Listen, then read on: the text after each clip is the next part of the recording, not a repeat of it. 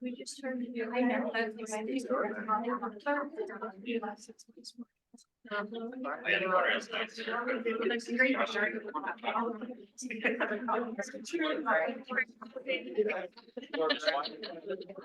Watch your feet. Anybody on that? Getting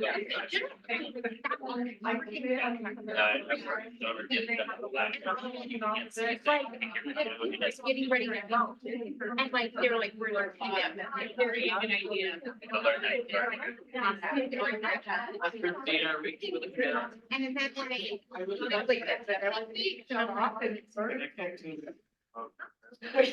All right, everyone. Thank you all for being here today. I'm going to call this April 3rd, 2024 Staff Senate meeting to order. And we will begin with roll call. Turn it over to you, Secretary Grossinger. President Como, Senator Archer. Senator Baker Joseph. Here. Senator Baker Chai. Ty.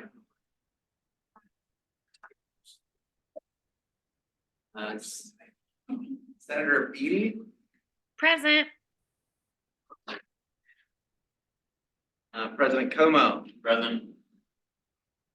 Senator Check. Senator Fifield.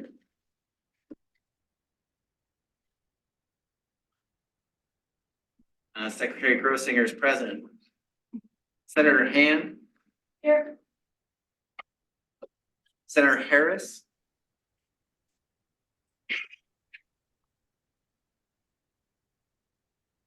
Senator Henderson. Present. Senator Jackson. Present. Senator Grayson. Present. Senator LaFleche. Present. Senator Lovers. Present. Senator Moody. Senator Monahan. Present. Senator Nelson. Present. Senator Panton. Present. Senator Robertson. Present. Senator Swizik. Present. Senator Tang.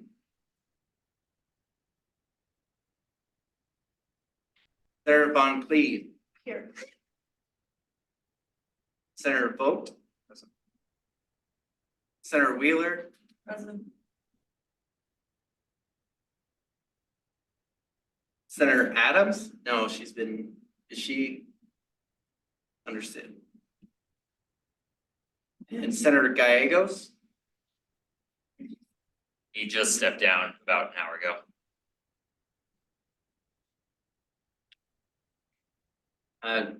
President Como, we do have a quorum. Thank you very much, Secretary Grossinger. Item 3 is approval of the March meeting minutes. Do I have a motion to approve the minutes as written? I motion to. I move to approve the minutes as written. Okay. Okay. Any discussion? All in favor of approval of the March meeting minutes, please indicate by saying aye. Aye. Aye. Any opposed, please indicate by saying nay. Motion passes, minutes are approved. Next up is approval of the April agenda. I actually moved to adjust the agenda to have Vice President General Counsel Tara Evans as a guest speaker be moved to right after item 6 confirmations. Got a second? Second. Any discussion on the adjustment to the April agenda for today? Seeing none, all in favor, please indicate by saying aye. Aye. Aye. Any opposed, please indicate by saying nay. All right, motion passes. Vice President and General Counsel Tara Evans will speak following our confirmations. So next up is item 5 regarding elections, and Senator Hannah, I'm going to turn it over to you for this. Okay, thank you, President Como. We've received a lot of nominations for new senators as well as some for officer positions. We welcome many more, so please spread the word. The election will take place in the May full staff senate meeting. Any questions? Remind me again what the deadline is for nominations. Nomination deadline April 15th. Thank you.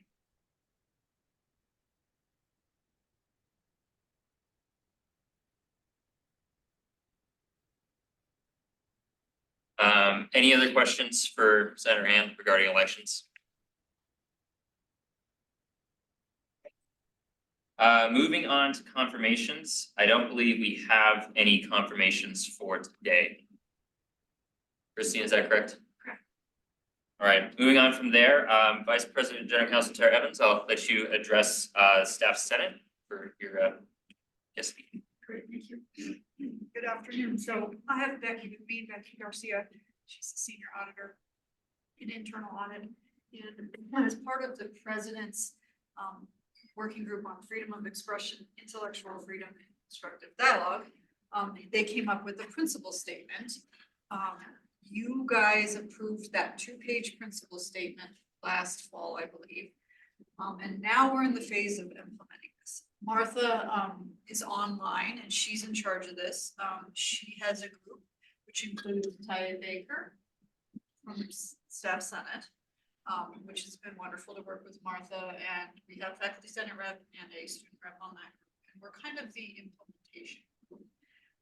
And she asked if I would come to the Senate's with a recommendation on one of the items.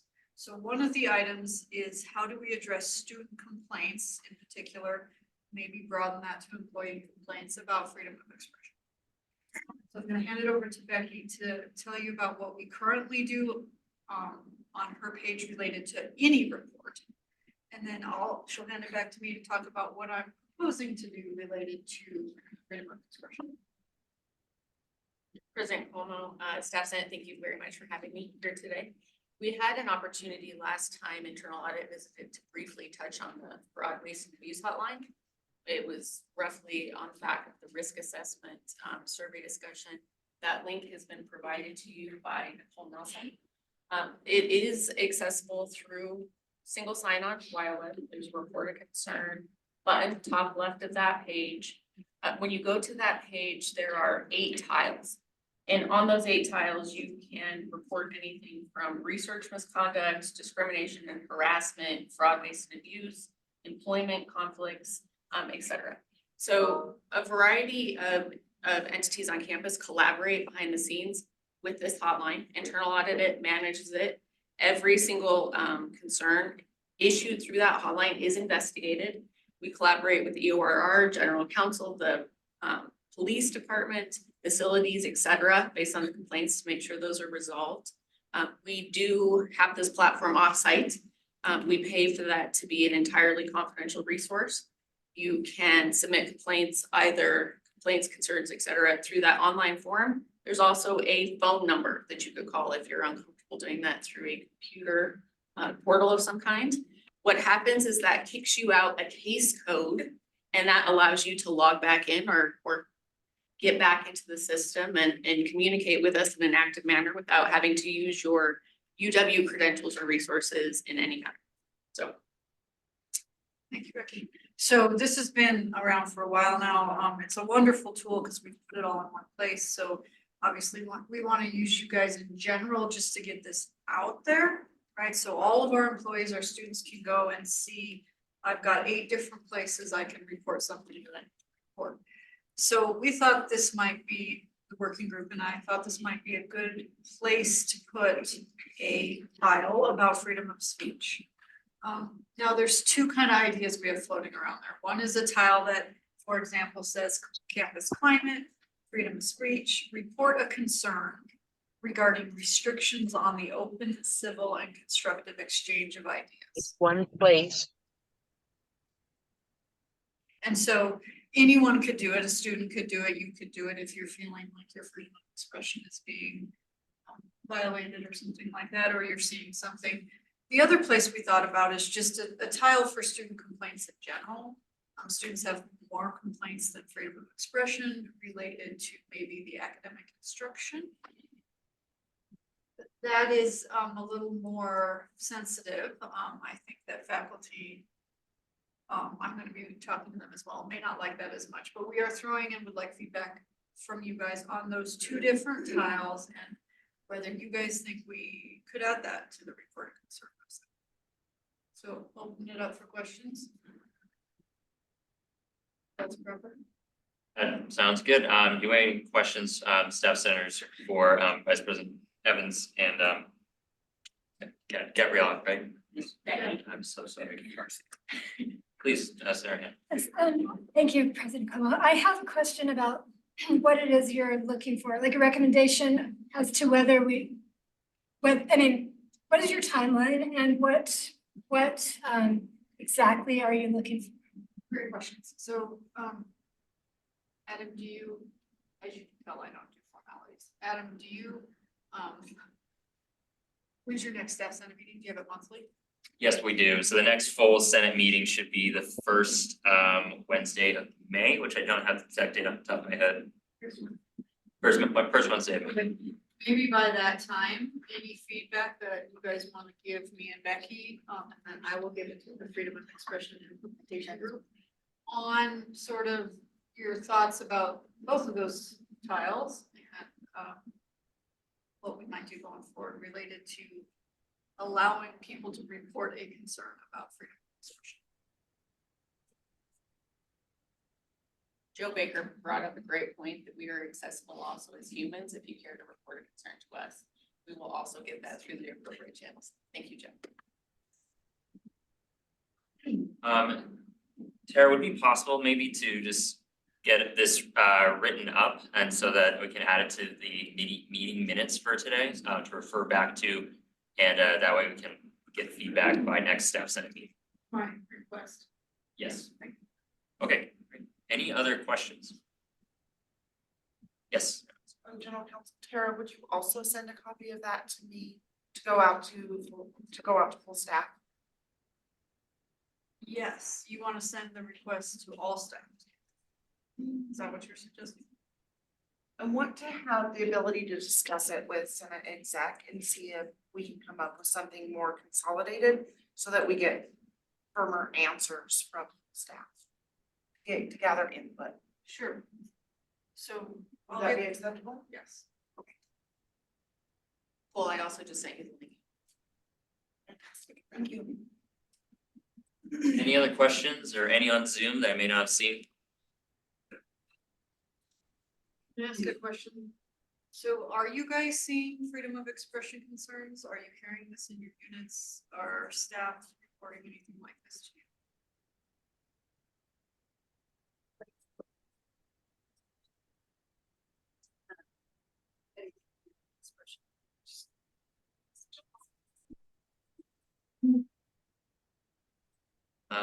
Okay, any last call for any questions for general counsel?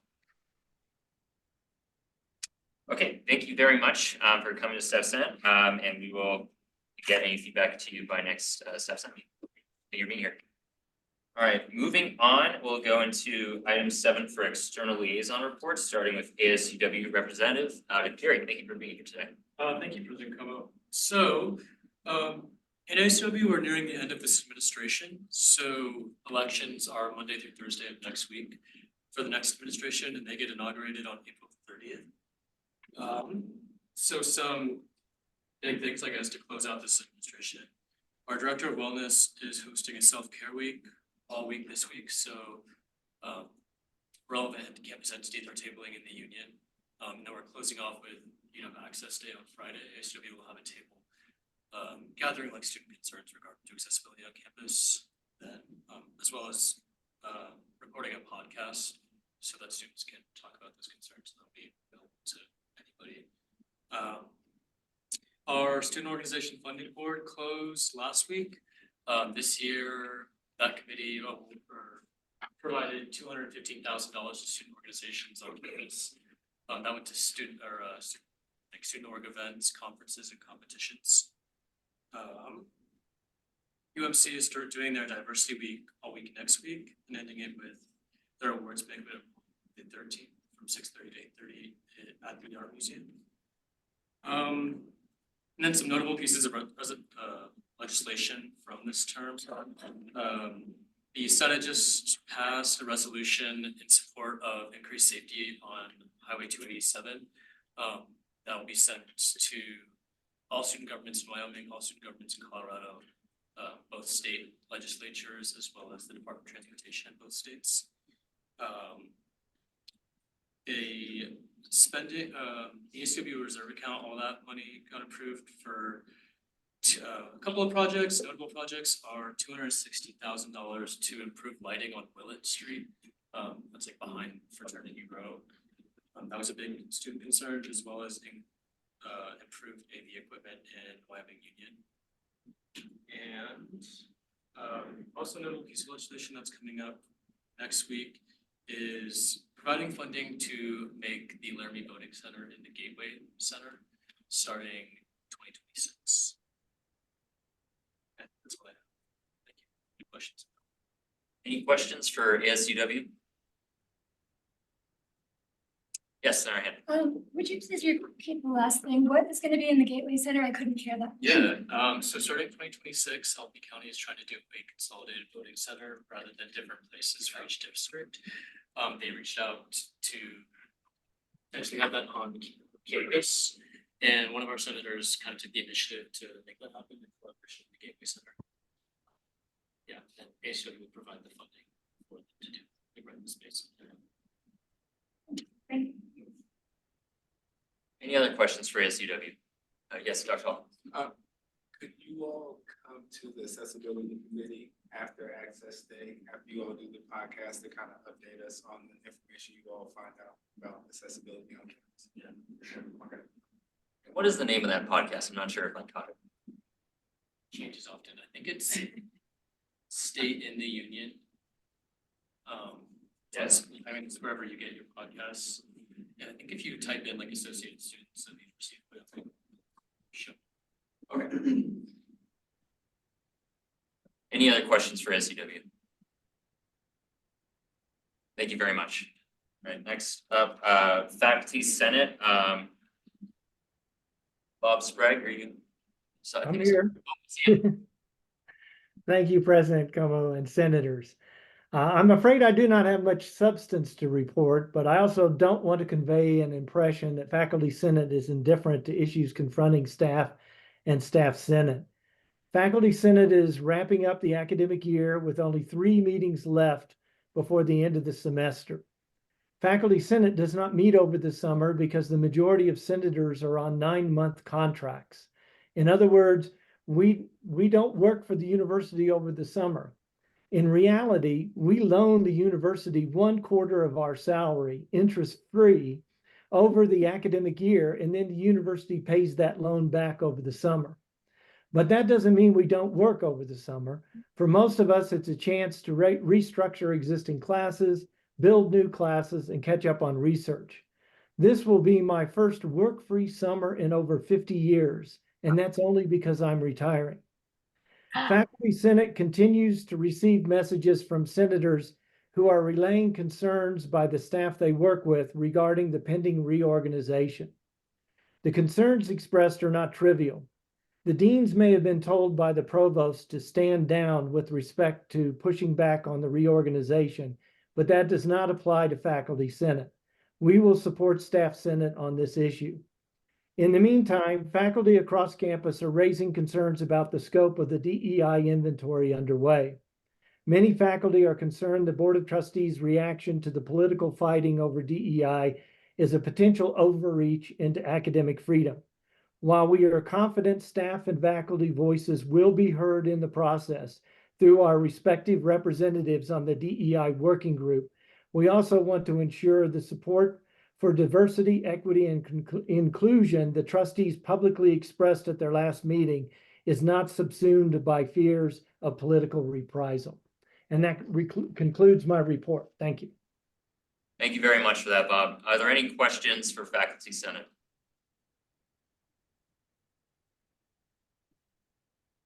Okay, thank you very much for your time, Bob. Appreciate it. Okay, next up, we'll move into item 8 with administration reports, starting with the president's office, and I'll turn it over to you, Kelsey. Thanks, President Como, for the opportunity to provide a report on behalf of President Seidel. The first thing I'd like to begin with are a few events that President Seidel will be hosting or wants you all to be aware of. So next week, he'll host his next coffee and conversation on Thursday, April 11th from 11:30 to 1 at its usual location in Rendezvous Cafe. It's open to all faculty, staff, and students for impromptu check-ins. Any topic is on the table, UW related, non-UW related. He really enjoys these casual conversations and encourage you and all of your constituents to attend.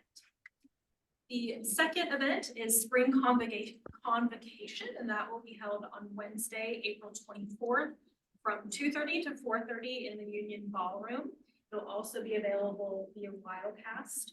In addition to kind of formal remarks from campus leadership, including President Como and President Seidel, there will be a panel on UW's Freedom of Expression Initiative, and Senator Molly Hand will be our staff representative on the panel, so thank you, Molly. There will also be a social hour that will follow in post-up, so hope you all can join us for that. A few updates around what the president is doing in terms of staff appreciation. So as you all are aware, he established a Presidential Excellence Award this year for staff who have really gone above and beyond, especially as it relates to work on the strategic plan. And he was really pleasantly surprised by the number and the quality of applications or nominations that came in this year. He did make a selection. I don't think that's public yet, but he's really looking forward to recognizing that inaugural winner here very soon. Employee of the Quarter has also been selected for the first quarter of 2024. Also don't know if that's public, but we're already making plans to make sure that the president can host that individual and everyone on the campus who wants to come out and celebrate them. And finally, Staff Appreciation Day is very much on President Seidel's mind. He will be there. Is hoping to be able to make some remarks and just acknowledge all of the hard work that staff do year in, day in, day out, year in, year out. Finally, the DEI working group has been mentioned, and just wanted to provide a little bit more information there. So the president has charged a working group that includes faculty, staff, students. The staff representative is Laura McGinley, and Vice President and General Counsel Tara Evans is chairing that group.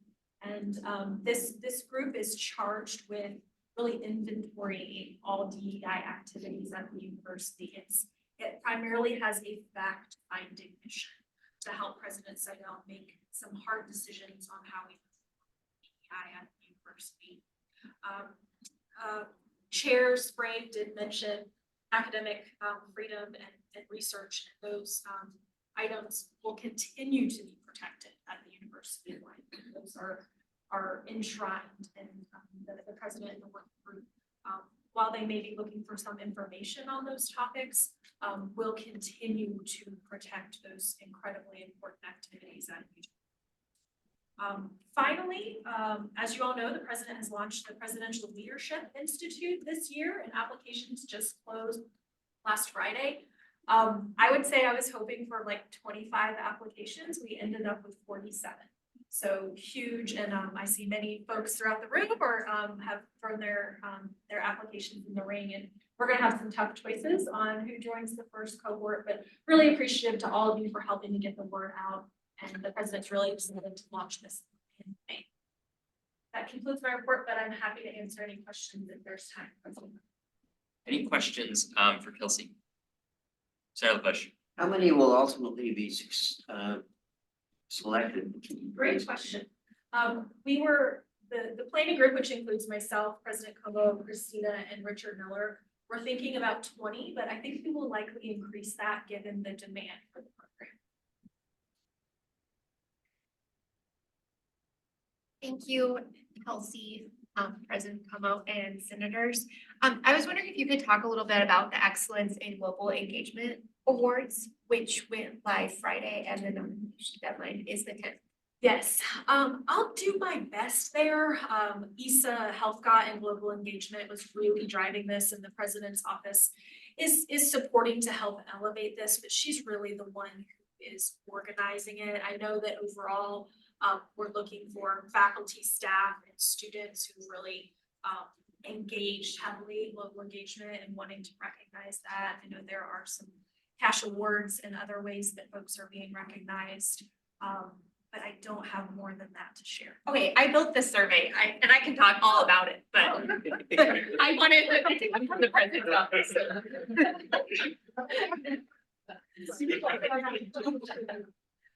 Thank you for. Any other questions, for President's office? Okay, thank you very much, Kelsey, for your time. Next up, we'll move into academic affairs with Mandy Gifford, Chief of Staff. Thank you, President Como, staff senators. Thanks so much for having me today. Happy to be representing for the provost who is attending the WICHE conference this week. He is one of 3 Wyoming WICHE commissioners. So he is out doing some good work for us this week, which is not often that the provost is off campus. He's here a lot. I would like to start, I can't help myself, but offer a slight correction to Chair Sprague's comments on what the provost said to the deans about the staff reorg. Provost did not tell the deans to stand down. The provost has always encouraged the deans to meet with AVP Link to discuss concerns, to talk about implementation specific to their colleges and units. And I would say that the provost, in the end, in the last conversation with the deans, before this was brought forth to the Board of Trustees, asked the deans, we are here, this is a decision that the institution has made. Let's work together and be collaborative and do the best we can on implementation, right? So slight correction, Chair Sprague, I hope you don't mind, but I have been in fact in all of those meetings with the provost, but the word stand down did not come out of his mouth. So thank you for that. Chair Sprague, you came back on line here. President Como, I don't wish to debate, but may I make a response? Yeah. I'm sorry. I was quoting my dean, and I was informed that another dean at least categorized it the same way. So if that's not the message that was intended to be communicated to the deans, then I'm afraid the message didn't get through appropriately. Chair Sprague, I appreciate that clarification. Yep. So thank you. Moving on to our academic affairs report. Thank you to everyone who has been involved in the new student days, which kicked off last Friday and they go through April. So we really appreciate all of the involvement across campus, and that includes a lot of staff, from our advisors to program managers, program coordinators. I have personally been to one of these when my daughter came as a freshman, and I saw all the hard work that goes into it. And you, hands down, are amazing at what you do for our incoming class. So thank you so much. Next up, and I know Provost may have talked about this recently, but we are still working on our next gen USP, right? So revising the University Studies program, and I know Senator Hand is on one of our subcommittees, but we are working through this spring and really fleshing out what that is, this new model, which is pretty exciting. And we're working on developing the definitions for all the components, the student learning outcomes, any policies that might be related to the components as we work through this. We are on a timeline, we will say, to implement this in fall of 2026. And so that means that this fall, we're engaging in some conversations with constituents now. And this fall, we will be really targeting campus to roll this out in kind of a USP campaign to get feedback from faculty, staff, and students on their thoughts on the next gen model. So that will be a full launch of communications this fall. And so you'll be able to provide all of the feedback necessary. Working forward then in spring of 25 and fall of 25 is where we will work on professional development for faculty and staff who might be teaching in our university studies program. And then fall of 25 is where we will start with our course revisions. So this will be a big lift for our USP committee, the Faculty Senate runs. And thinking through that, you know, all of the faculty who will have to resubmit courses for approval in our university studies program. And then get those added to our catalog in spring, roll out fall of 26. So that's what that timeline looks like. We are now going through another review of our low completion programs. This may feel like whiplash because at our previous board meeting, the 213 process to discontinue 17 programs on campus just wrapped. And that was a year-long process. Here we are launching this again. It is in our one of our SAPs that we have to do this annually in the provost office, review low completion programs. And so we have a much smaller list this year because last year was the first time we've done it in quite a few years. And so we also gave programs that hit that list last year the opportunity to provide justifications and plans for enrollment in their programs. So those have been removed this time as well. So it's a lot shorter, but our office is working through that. And we will send notice to deans soon, and then they have 6 months to provide a response to that, working with departments and faculty to see where these programs will go. And we may have more programs up for 213 discontinuance next spring. So just a heads up on that.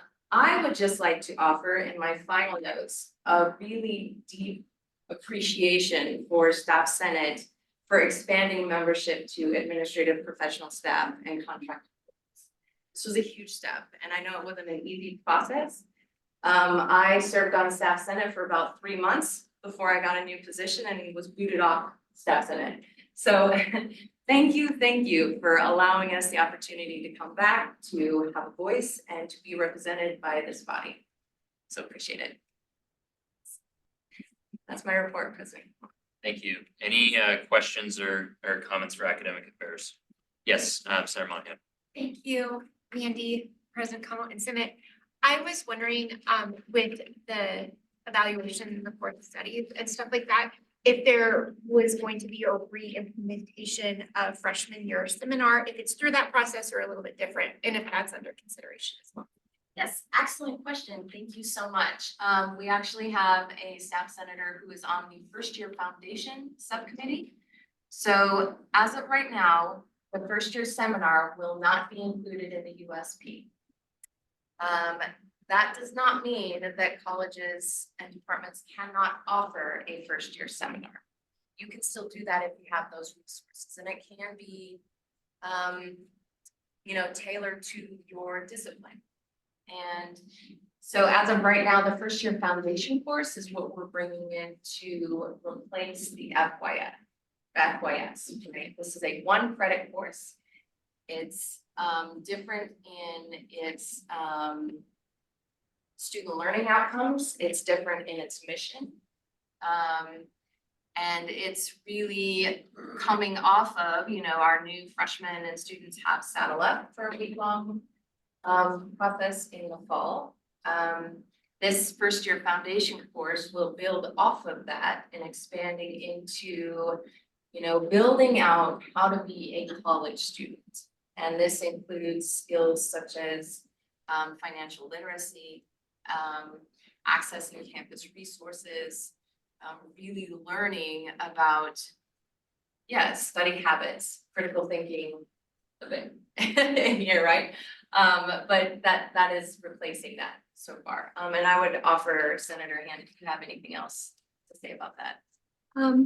Yeah, we are in the process of building it. So it's, but we have a pretty clear idea that the learning outcomes will be not as much critical thinking, more along the lines of exploring yourself, your major, your careers, and also campus resources. and also how to be a better student. So all those. And April French is also on that committee. So do you have anything to add? Yeah. I'm sorry I didn't see you at the end. No problem. Yes, thank you. Yeah, thanks so much. I think you bring up a good point though, Senator Monahan, that our office needs to communicate more about the FYS. And make it clear that it is okay to have that course listed in the colleges, as long as it's resourced by the college and department. Thank you. Do that. Any other questions for academic affairs? Okay, thank you very much. Moving on to ombudsperson Nellie Haddad. First report, visitors are way up this year, which is good. The word is getting out. And costs for workshops is also up, which is also great. And the new office is working out great. The new being part of the president's office is also great. That's all I got, I think. Any questions for Nellie? Thank you very much. Research and Economic Development Division. Hello. Okay, so mostly what I have to share is about a couple of events that are coming up. We are hosting a Controlled Environment Agriculture Conference in the Gateway Center, the 23rd and 24th of April. That's along with a partner that is familiar to everyone, which is Plenty. So that should be great. This is the week for research stuff because we are also hosting a kickoff event for the Colorado Wyoming Climate Resilience Engine, which is one of the, I can't remember how many NSF engines that were awarded. We're part of one. We're having a kickoff event for that on the 23rd. And then we are also having an art grant kickoff, which is accelerating research translation. So it's going to help us really bump up our, people would know it as Research Product Center or TTO office. Right now we have 2 staff members in that office and we're going to have 7, and they will serve the campus, not just faculty, not just researchers. Anybody has an idea can talk with these people. So that's also going to happen that week on the 25th. And then we're also having, let's see, one more thing, and I actually, honestly, it's going to sound terrible, but I don't know what it is. But it's also happening on the 25th. I just recently got pulled in, and right now I have somewhere for them to meet and some things for them to eat, but I don't know what they're going to talk about. Surprise event later. Right? I don't know. Actually Kelsey might know. It's Katie Leoki's presidential fellowship. Yes, it certainly is, isn't it? It is, that's Yeah. correct. So anyway, that's happening on the 25th in conjunction with the accelerating research translation. And I guess that is really all I have, except for I will second what Mandy said, because the same exact thing happened to me. I was on staff senate for 3 months and got kicked off. It was really exciting. So I'm looking forward to not just being represented, but also getting the information that you share with your constituents, because we haven't been getting that either. So we've been a section of the campus that's. Any questions for, sorry, Research and Economic Development? My name is Shelley. Shelley, I'm so sorry. It's okay, don't worry. The full name. Any questions for Shelley? Thank you very much for your time. I look forward to finding out what the mystery event is. Okay, next up, Division of Budget and Finance, EP Alex Keating. I don't believe he's today. Right. Next up then, Human Resources, AVP Bob Lincoln.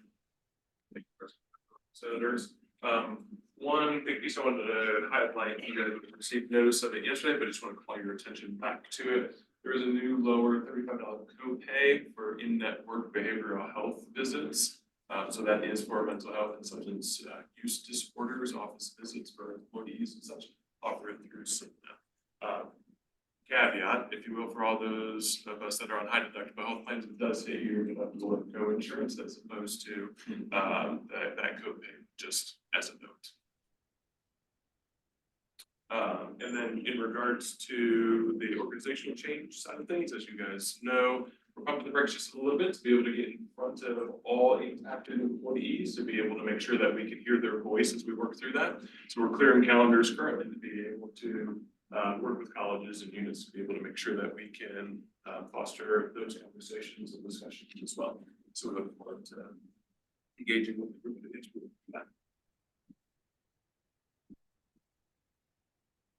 Sorry, do you have anything? So that short and sweet today. Any questions for human resources? Senator LaFleche. Yes, Mr. Link, would this also slow down the rollout in July? We will, thank you for the question, President Como, Senator. LaFleche, it's a hard one. We will be open in our conversations to be able to determine where it leads us next. So I think these conversations will help us in regards to timelines and so on and so forth. As of right now, to be able to keep the great momentum that we have, we're still working towards that July date, but understanding that these conversations may assist us in finding that better. Senator LaFleche, did that answer your question? Yes. Senator Nelson, I believe I saw your hand up.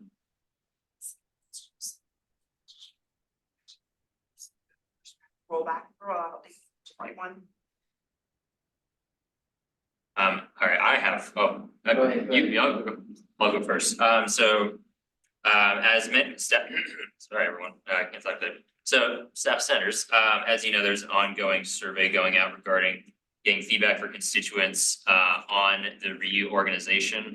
I believe it's open till, thank you, the 9th, which is next week. However, next Tuesday. I will be sharing some of all the comments I have so far with administration tomorrow in cabinet, so that those who have an anonymous voice have their words shared. So that'll be in cabinet tomorrow, along with, as that email chain, I had everyone who had comments fill out.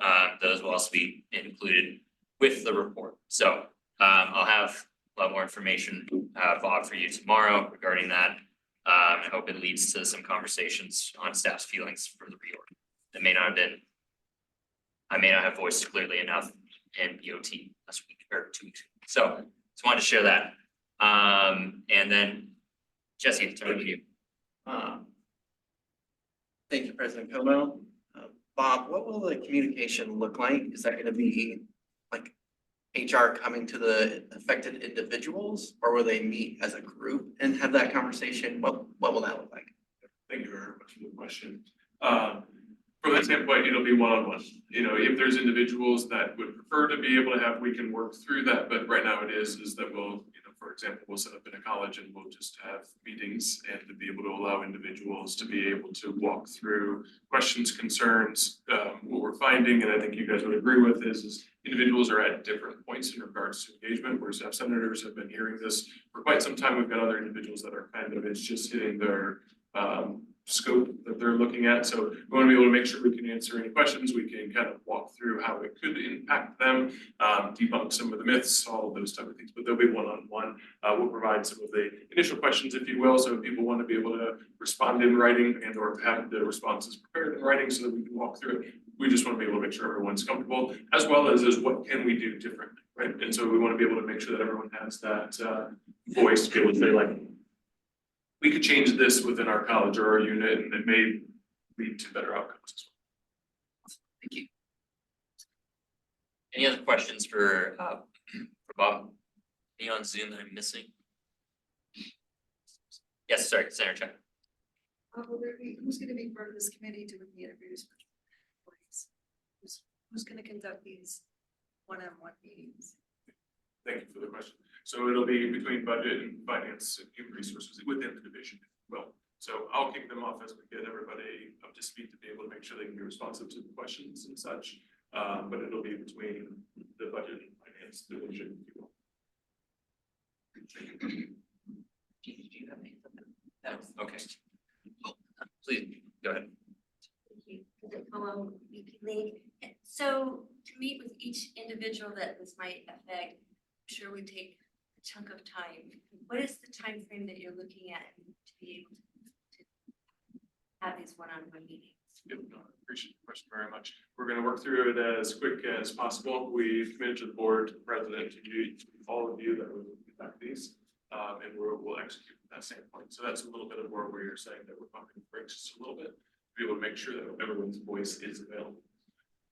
Depending on how many we can see in any given week, we're probably somewhere between 3 and 5, so we will, that it'll take to be able to get through everybody appropriately. So those 3 to 5 weeks starting in April possibly? Clearing schedules currently, so I'm hoping that we're hitting on Monday already.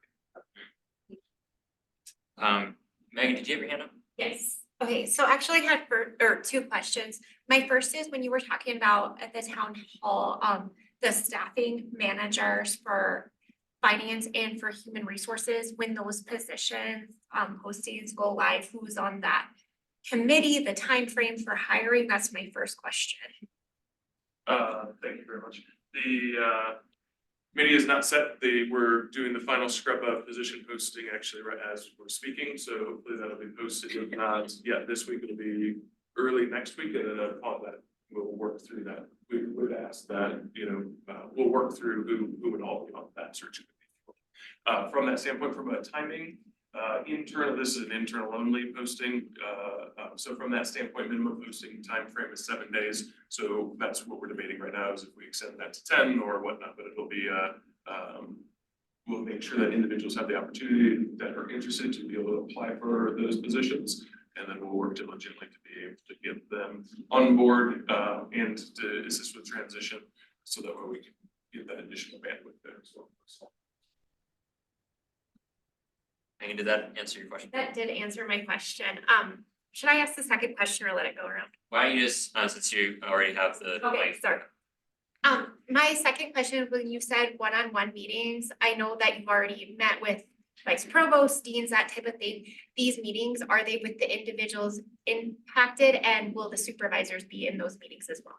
Yep, thank you very much for that. So these will be one-on-one with the individuals impacted. It is not currently scheduled that they would be with the supervisors, but if there's anybody that has any questions or concerns and such, we can make sure we meet everybody where they are. But want to be able to ensure that you have the opportunity for candor, if there are things that you would like us to make sure that we take note of as we work through this. Megan, if I may, just based off some of the comments I received, there are a number of supervisors who want to be involved, as it will impact them. So I would just let you know about that. Molly, I saw your hand up. Thank you, President Como. AVP Link, I just have a question again about the shared staff managers hiring. I remember in the town hall, it was stated that it would happen in the end of March or the second half of March. So what is the timeline for that now? Yep, so good question. So the timeline was after the fourth, so it would have been the end of March. And we're scrubbing that right now in regards to reporting structures and all of those type of things as it relates to budget and finance and the human resources, just so that we have that. That's being scrubbed right now. So our goal or our hope is that we'd be able to have this posted in early next week at the latest, but we're working through the systems. Sorry, I know I'm not really supposed to, but I'm one of the people that have only recently heard about this. The first time I came to Staff Senate was the first I really heard of it. And I am wondering a couple of things, but mostly what I'm wondering is this, so there's a list of positions. Is it everybody with that title?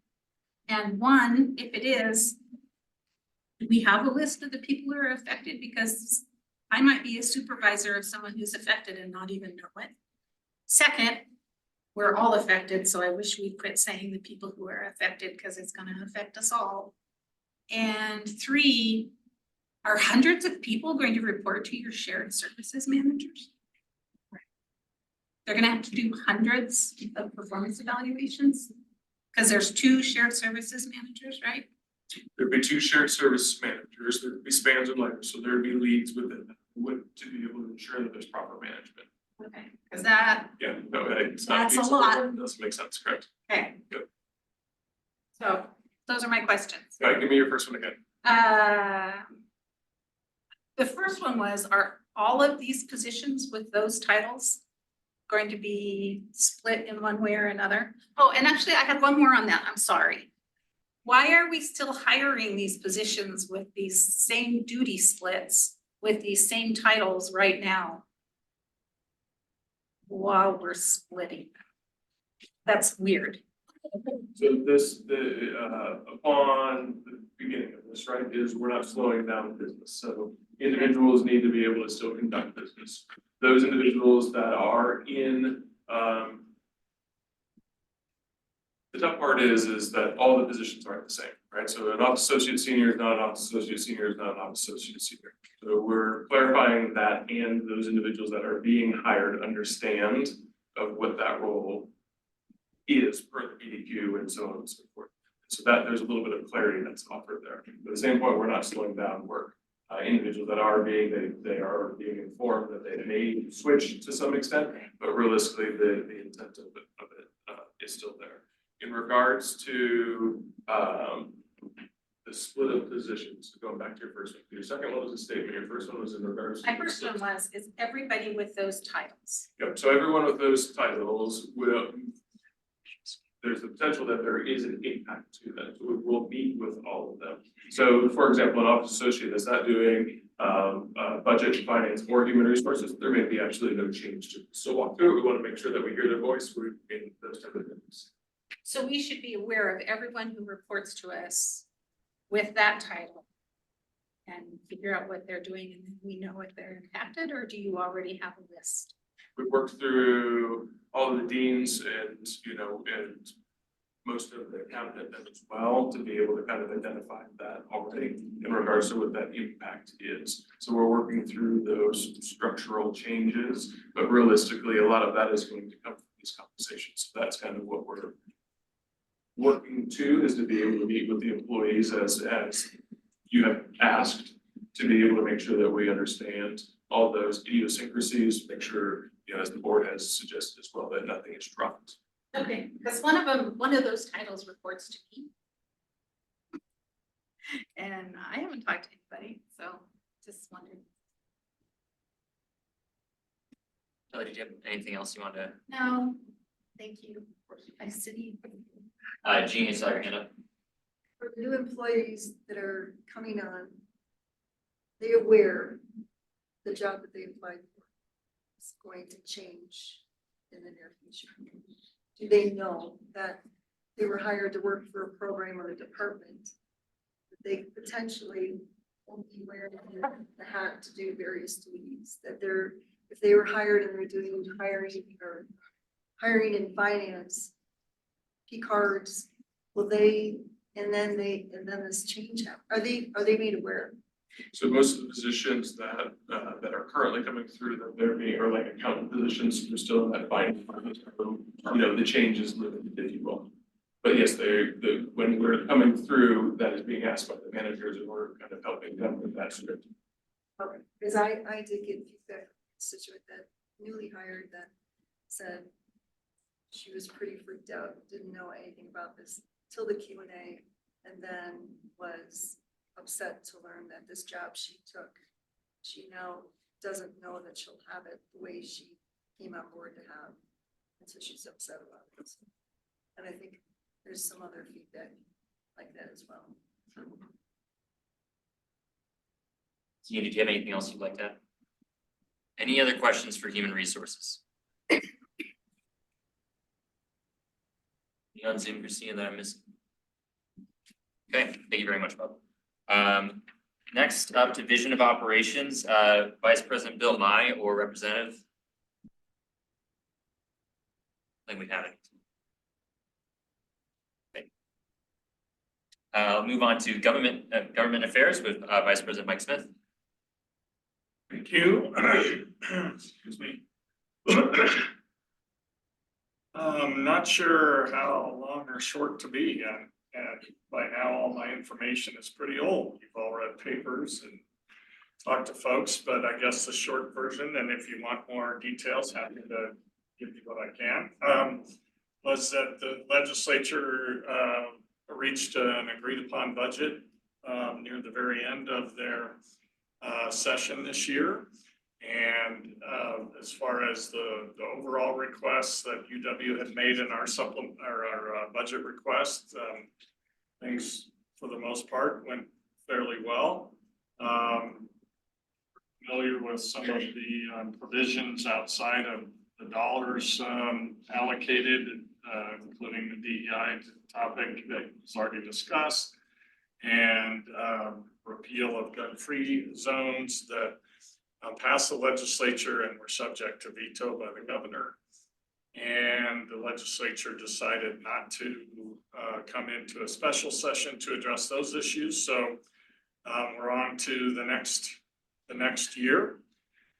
Basically, we have a lot of what they call joint committees that meet as joint Senate and House committees during the interim period between sessions. We have quite a few of those that will be on campus at different times during this interim period. So, you know, you're liable to see some of those folks around, including unfortunately on graduation week. So things will be very busy around here, but Alex and his budget folks are busy having all those meetings with the individual units and the president. So, you know, our internal UW budget, the process is well underway. And as part of that, the trustees will begin consideration of our ask for the supplemental budget, for next year. So,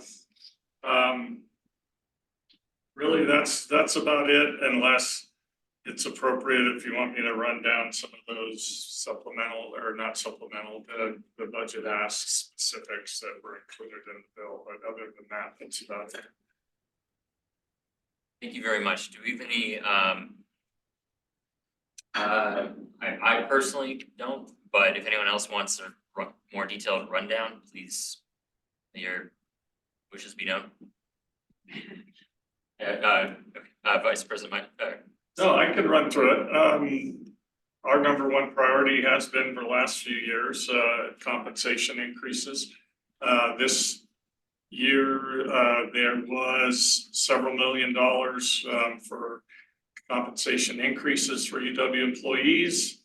However, those were delayed to begin July 1 of 25, the second year of the biennium, and will be prioritized on to address wage compression issues. So those employees serving continuously more than 5 years. 1.8 million for mental health services for faculty, staff, and students. $4 million for inflationary activities on campus, utilities, and insurance. $5 million for classroom tech upgrades. $3 million to increase graduate assistantship stipends. There were several provisions to increase dollars available to our medical students, WWAMI and WICHE. $10 million for the foundation to match donor gifts. An additional $2 million that the Board of Trustees has directed towards a match program for Cowboy Joe and athletics programs. $2.5 million for matching donor dollars for ranch and rangeland management, the College of Agriculture, and CalSNR, Life Sciences and Natural Resources. $2.5 million for artificial intelligence program, $1 million to increase library collections. A couple of match programs for Center of Innovation for Flow Through Porous Media, one of 40 million and one of 25 million. $1 million for the Nelchi Center up in Sheridan and the programs here on campus that are affiliated with that. And then several provisions focused on School of Energy Resources, and 61 million basically for major maintenance across campus. Thank you very much for going through that. Are there any questions for government affairs? Senator Check. Just repeat the details there, part that you said. It was a $2.5 million match program, so yeah, 1-to-1 for donor dollars to support ranch and rangeland management. It's actually broader than that. There's some soil. Here, let me read the actual language just so you get it. Ranch and rangeland management, agronomy, and soil science. I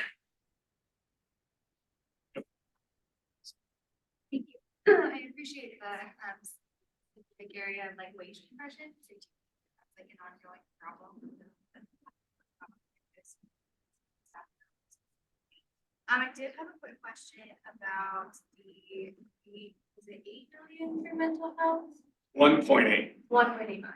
Is there anywhere where we can see or where we can find what a designation for that looks like what the planning to use it for, how it's going to be spread across the different systems that are providing mental health on campus? Yes. Why don't I send a link to that to President Como, because yeah, because there are several places I believe that's out there in the public sphere. There was a presentation of the Board of Trustees. There's information included in our budget request that the governor put forth. So there are several places. I'm just not sure what is where. Okay, yeah. Yeah, that'd be great. And I can add it to the official meeting minutes for everyone to refer back to. Any other questions for government affairs? Yes, Senator Nelson. VP Mike Smith, Mike Como, would you also carbon copy me on that link so that I can send it out to staff? Sure. Happy to, Mr. President. Anyone else? Thank you very much. Next up, Student Affairs Vice President Kim Chestnut, or Representative. I'm missing one. Next up, we'll go to Diversity and Inclusion with Vice President Hall. I don't actually have a report, but I just wanted to come just in case you all had questions. I was gonna give you an update on the DEI working group and then let you all know who the staff rep was. But Chief of Staff Kelsey already did that. So if you all have any questions for me or anything that I can answer for you. Hi, so Meg first of all. Thank you, President Como, VP and Senate. In regards to the trustees, the meeting and state legislature, I was just wondering when you were doing AVP searches in February, if there's any more information about whether those positions are moving forward and if there's going to be an AVP. Great question, President Como, senators. There will not be an AVP that will be on. For the update. Senator. Thank you, President Como. VP Cole, I just was wondering when this committee is gathering data about these initiatives, DEI initiatives, what are they defining as that? For example, we have like a women in STEM floor, and is that, it seems to me that that would be one, or if there a narrow definition? That's my question, or maybe that's a question for the committee themselves. Yeah, I'll answer that a little bit and then we can follow up with some information. Part of it is because it came in a budget bill, there's no actual definition for DEI. And so the plan is for the working group is to gather everything we possibly can that's related to DEI. And from there, we will create a policy that has a definition of DEI. And then that policy will have some carve outs or some of the things that we still can't do. And so, yes, because that has to do with gender, doesn't mean it has to go away. And so we got to collect all this information and see what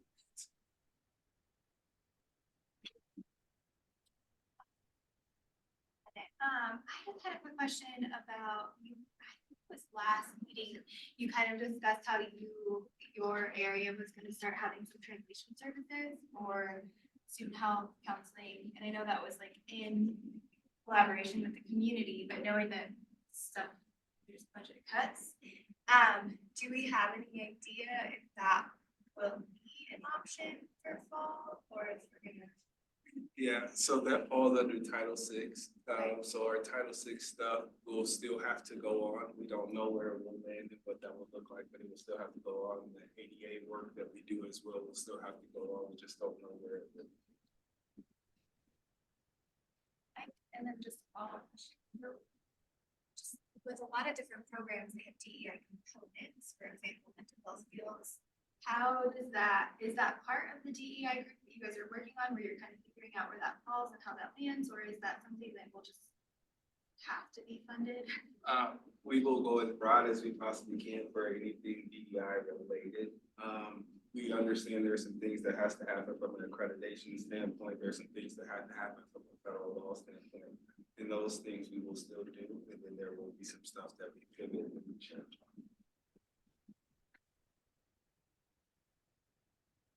Any other questions? Okay, thank you very much for being here. I just, Yeah. also just thank you all, student, staff, and faculty for all the support that you all have been giving us. Super, super appreciative, and it's not going unnoticed. I just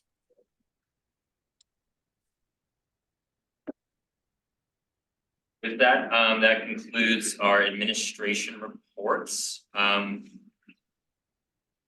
Next we'll move into old business, which I don't believe we have any for today, unless I'm misremembering.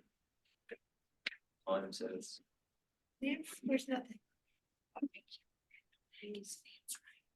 Okay, moving on to new business, where I also believe, I don't think we have any new business. I believe most of our priorities right now is focusing on staff voices for the reorganization, but if I'm incorrect regarding new business, please someone come in. Okay. With that, we will move into executive committee reports.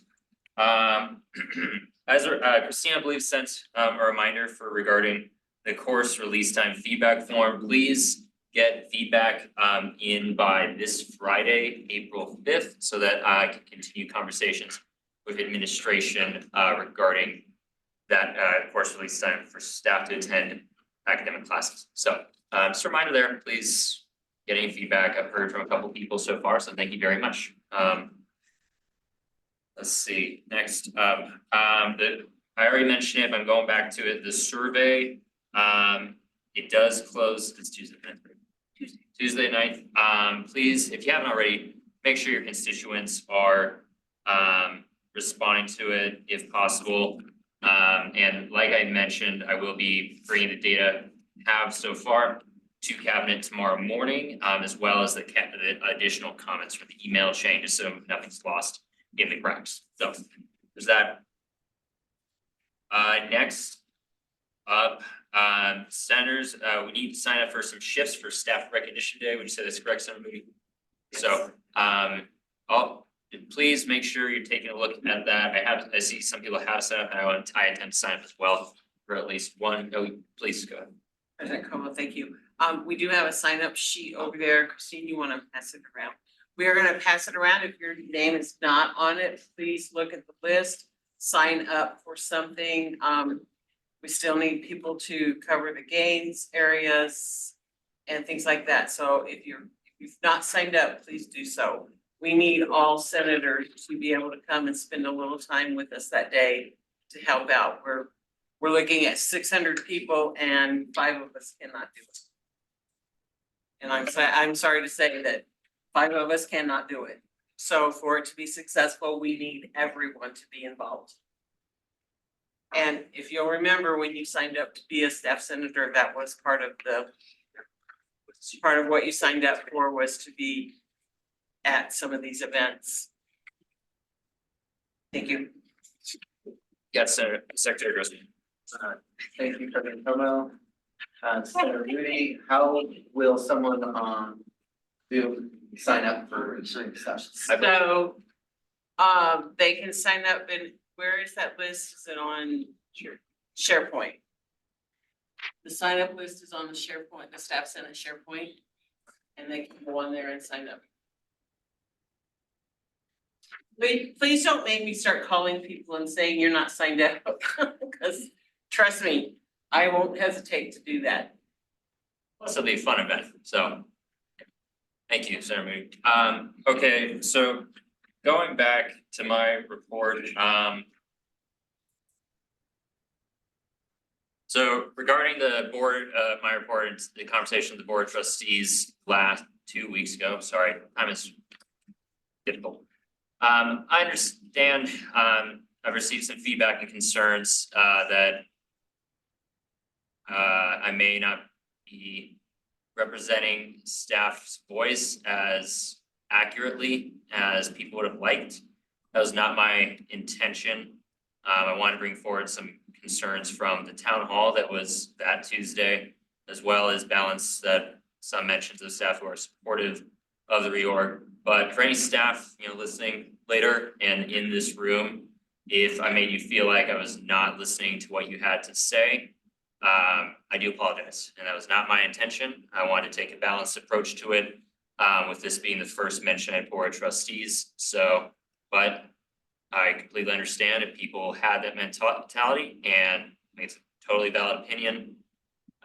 Moving forward, I will make sure to get more opinions regarding staff's views on subjects moving forward, and I do hope that with the data we currently have from the reorganization survey going out, it will help those who were dissatisfied with my report have their voice heard by administration and myself. So just want to talk about that. I'm happy to answer any questions right now. Yes, Senator Wheeler. President Como, how many responses have we received? That is an excellent question. So far. And I'm going to turn it over to Vice President Henderson, the Qualtrics expert. Okay, as of 11:50 a.m., we've had 373 responses. Good. But more to come. Yes, hopefully. Just keep pushing that so that we can get as many responses as possible. How many staff are we hoping to have, like, what are our staff numbers? Well, from the list that I looked at, from the classified, there's about 1,400 classified employees that I'd like to hear back from. Not great response. Not amazing. It's better than 3, so I'm. Survey makes it really hard for you to answer it if it's not impacting your job directly. From the way that I viewed it. It was really hard to properly answer questions if your job isn't one of the ones being reorganized. Does that Okay. make sense? No, I We tried not to. The other was to fill in your position. If it wasn't in the group of positions that were noted from HR as the positions affected, other was left open for those people that weren't sure if they were affected. That was the goal with having other, is that we would capture those people that weren't in the list. Okay. and that does seem to be currently from this bar, the highest Highest number of responses is other positions. any other questions for me right now?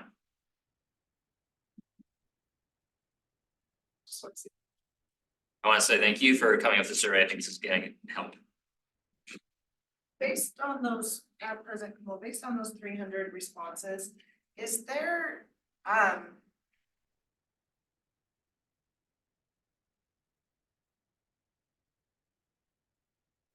you have any statistics that show, are we seeing more satisfaction, dissatisfaction? Are there any characteristics that are standing out? So I read through these last night, and so you pulled from this morning, so there are some comments I have missed since then. I would say the majority of the comments are concerned regarding reorganization, though I have read several for it, but the vast majority are with concerns regarding the communication, the potential consequences and yeah, so and we have to keep in mind the survey is not finished yet. I'm sure that once it's finished, we might be able to have a better statistical answer for you and sorry, that was a poor answer. And what is the survey close again? Tuesday, April 9th, which is next At midnight. at midnight. Well, 11 At midnight. midnight, Tuesday, the night at midnight.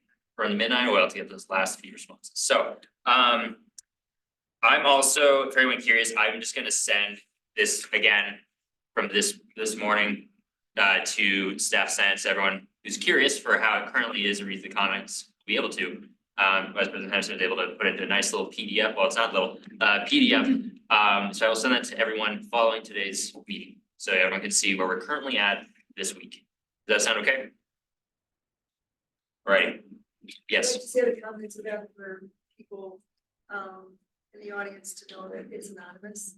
Not, there's no way you can be traced your name in the comments, so it's totally anonymous. But do not write your name, please. That would not. Anything else? All right, I'm gonna turn over to you, Vice President Henderson. So I attended the academic forum for the deans and directors yesterday. A few notes from the provost that were not announced today, but were announced in the Board of Trustees. Kelly Crane has been approved as interim dean of College of Ag. Michelle Hylar has been approved as the interim dean of College of Health Sciences. Cass, and I'm probably gonna murder this, and I'm sorry. Cavell has been approved as dean of UW Libraries. And Jenna Shim has been approved as dean of the College of Education. Last thing to know, applications are now being accepted for the use of the Flitty House for the academic year 24-25. This house is available for visiting scholars for 1 calendar year from September 2024 through September 2025, and applications are due by April 12th. That's all I have. Any questions? Okay, next up, we'll go to Treasurer Frankie Buck. President Como, no updates on my end today. Okay, we'll move into Secretary Grosinger. No updates. Okay. Member at large Nicole Nelson. Thank you, President Como. I do not have updates, but I do have a couple of comments. First of all, I would like to send my appreciation to Senator Ty Baker, who filled in as a member at large role during the March Staff Senate meeting.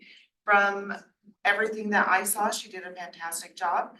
And I appreciate all of your help, Ty, wherever you are out there in Zoom world.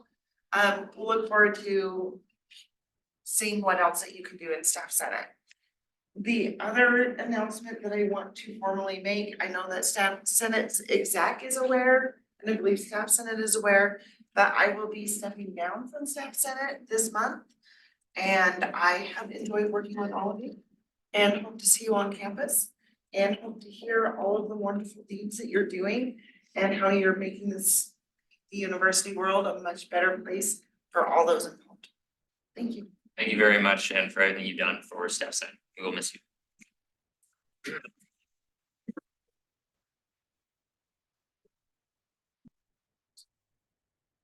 All right, next up is Director of Outreach and Engagement, Steps. Yes.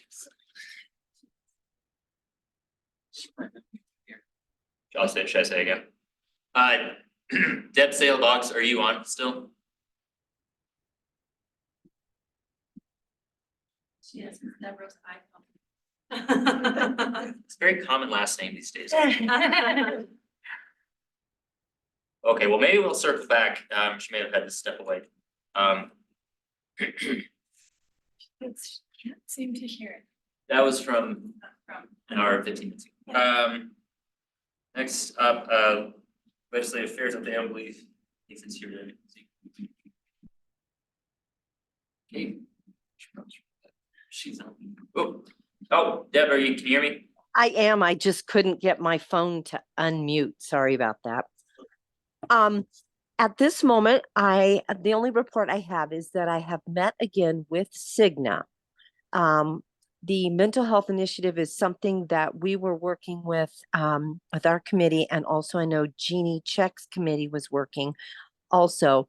At this time, we are kind of pulling back and allowing Cigna to work through HR with some of the going forward with some of the projects that we had in mind. So I apologize, everybody that worked so hard to try to get this off the ground. At this moment, it's just not the time for that. The second thing, we do have several endowments that I have sent out that people are interested in giving. Cigna has shown interest for the 24-25 season in giving money towards Staff Senate. We do have a long-standing commitment now from TIAA. We set it up just this morning with the stewardship group at the University of Wyoming Foundation. They will be working with one of our directors so that every single year in November, we will be presenting to TIAA the update on Staff Senate and our Staff Recognition Day. So hopefully that will make a confirmed difference in our funding for our Staff Recognition Day, and hopefully that'll go up. I've also got 3 or 4 other letters that I will be continuing to try to cultivate a relationship with these individuals and with Staff Senate.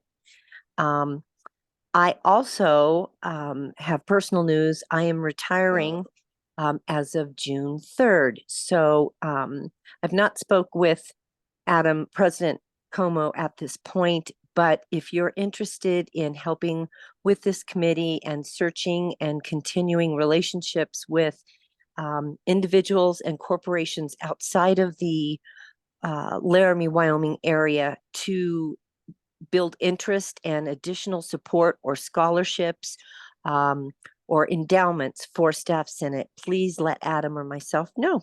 And that's the end of my report. Thank you. Thank you, Deb. Congratulations on your retirement and for your many years of service, both at UW and at Staff Senate. We will miss having you, but congratulations. Thank you.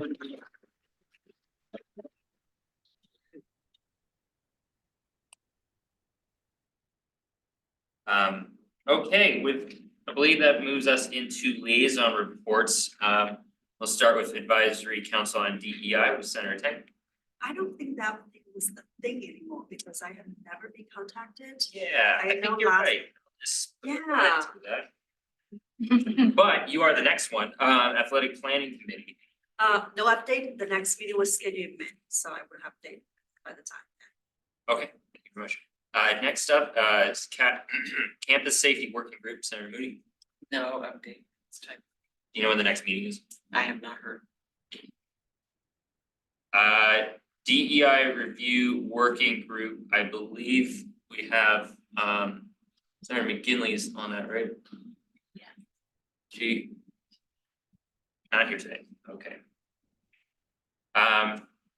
That working group is, I believe they're meeting till, I think almost twice a week, at least once a week till mid-May. So I really do appreciate Senator McGinley being on that. It is gonna require some time to attend. Next up is Enterprise Risk Management Advisory Council. Back to you. Apparently, they only meet once a quarter. Oh. So the next meeting I'd be able to attend it'd be next Tuesday. Okay, so maybe we'll have some. They just realized that, oh, it's not once a month, it's once a quarter. So I'd be able to attend my first meeting next Tuesday. Right. Next is External Relation Connections and Communications Working Group, Senator Ty Baker. Don't believe she's here to, nope, okay. Next up is Food Security Task Force, Senator Monahan. Thank you, President Como.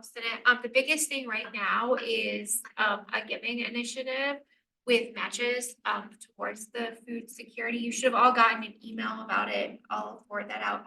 That's the biggest thing that we have currently. Very much. Freedom of Expression Initiative is also Senator Ty Baker, she's not present today. Sorry. I did miss that, sorry, Megan, I did not mean to skip over your second one, Fraternity and Sorority Life, Task Force. Sure, so there's a series of subcommittees. I'm on the one about campus wellness and safety for the fraternity and sorority life members. We have our next meeting, I believe, the week after next, and we're working in connection with the UWPD, really just to amp the profile and presence about improving those relationships. We're also looking at like a Good Samaritan initiative. So if somebody who is underage had been involved but sees like higher risk behavior, that they're not in trouble for reporting. So those are like the biggest focuses about that and how to have those two come to fruition.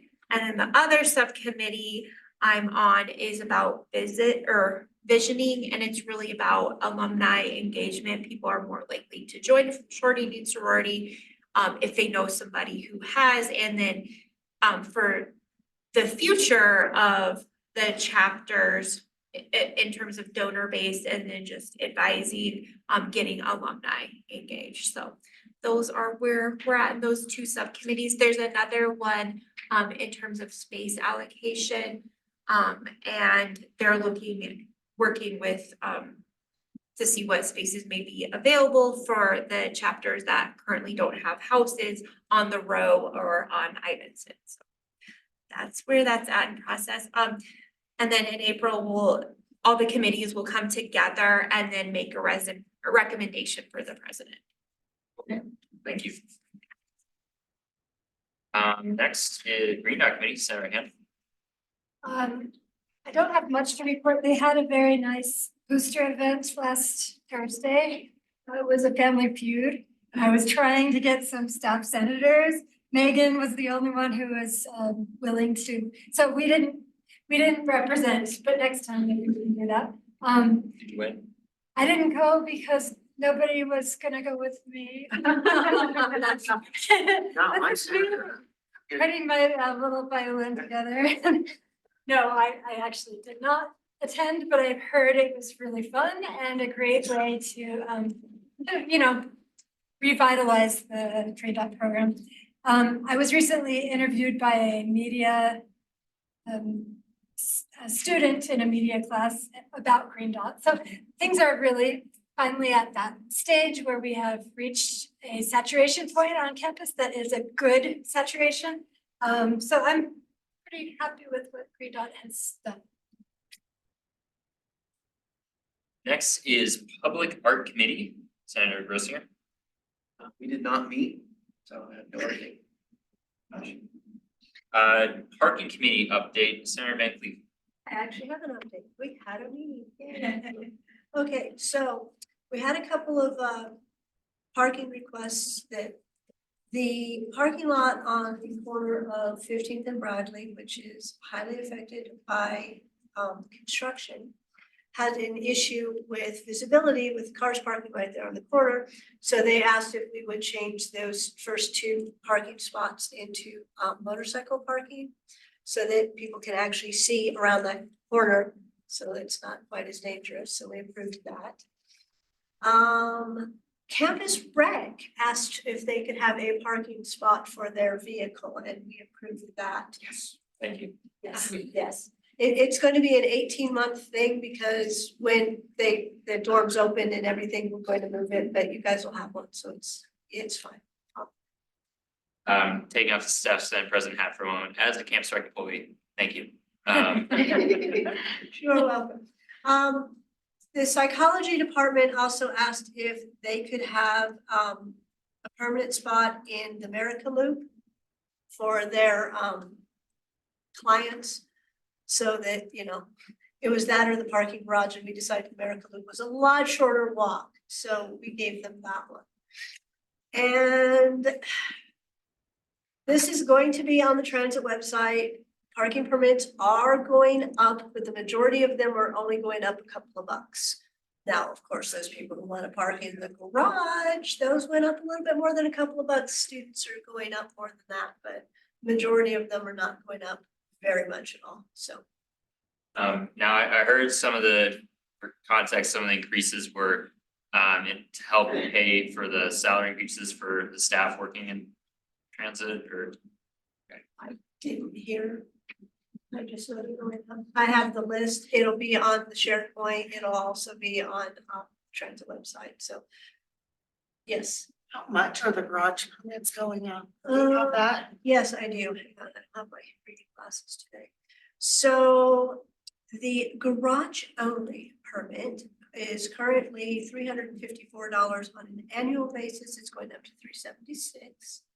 If you want the gold permit for the parking anywhere else on campus, it's currently $468 a year. It's going up to $497.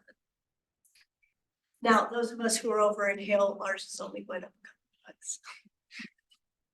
In fact, that one is, it's going up like $8, so. Yeah. They're not major increases, so. They kept them as low as they could. I'm just sitting there listening to this. Anything else for? No, we don't know when our next meeting is going to be, but since I am stepping down in the end of my term in June, if anybody would love to volunteer to be on this committee, I've actually been enjoying the heck out of it, but I have other commitments with my job. Sarah Wheeler, second hand. The lot, the brown lot on the corner, of Bradley and 13th. Let me look. It really needs striped. They do it in white powder on gravel and it lasted about 2 days. And everybody just works. It's a Bradley one. 12th and Bradley or 14th? It's actually, well, I guess it'd be considered maybe 12th. Okay. I'll just tell Mike. Yeah, it's a brown. No, but it is, we do have folks parking in there, so you can't either get in or now out of. Yeah, because there's no lines. Yeah. I will take that up with Mike. I know they're planning to do some maintenance over the summer on most of those. So I'll make sure he puts the brown ones up. Thank you.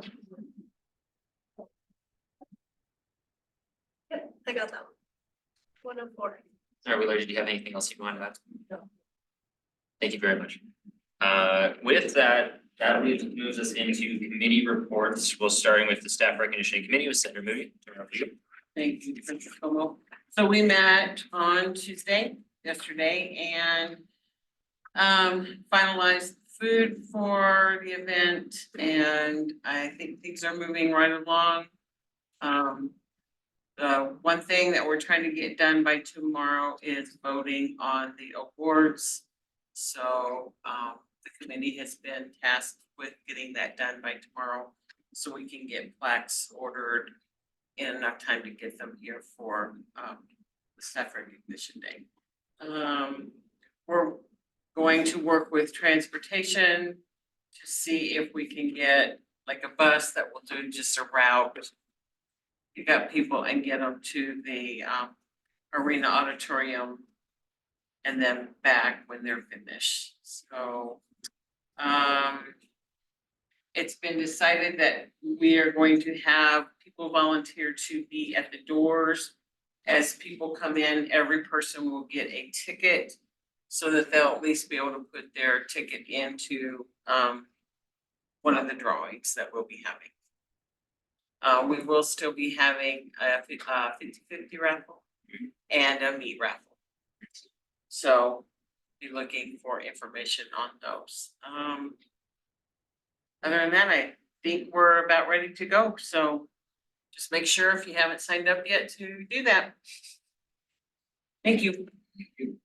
Next up is staff relations, Senator Check.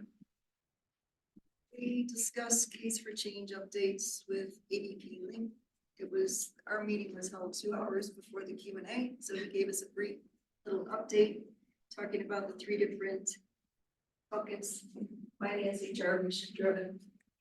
We talked about possibility of if somebody wanted, if there were 10 positions and they all chose the same bucket, how would we decipher? And HR doesn't think that that would be an issue, that it'll work itself out. And I brought up seniority if possible, would seniority play into it, and they would borrow it if they needed it, but they thought that it would resolve itself.